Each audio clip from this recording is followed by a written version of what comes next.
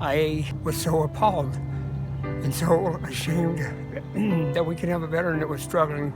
He had never gotten a chance to plant his own garden. I'm here, I'm gonna help him.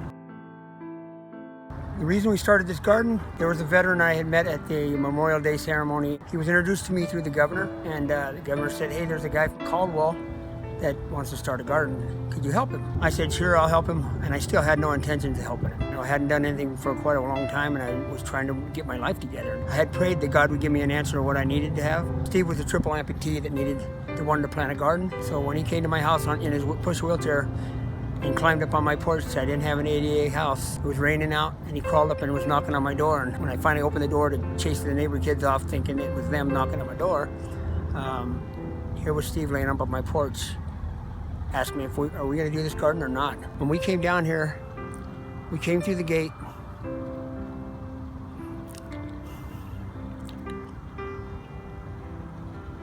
He couldn't get the gate open. He couldn't get the gate open because the wheels were bad on the gate. His wheelchair tipped over and he fell out of it and he fell in the mud. All he wanted to do was a garden.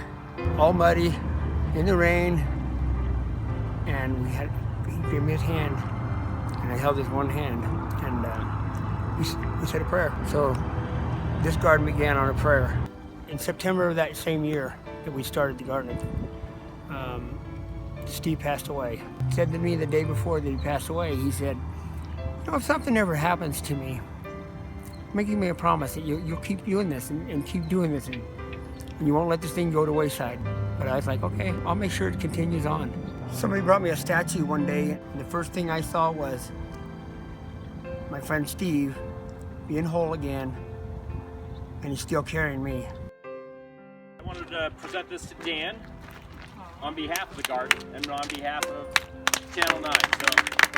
So it's an honor to take this award for us, but it's definitely a team effort.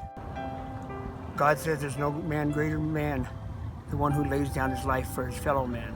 And I know that Steve's love for me was that way. I don't know why.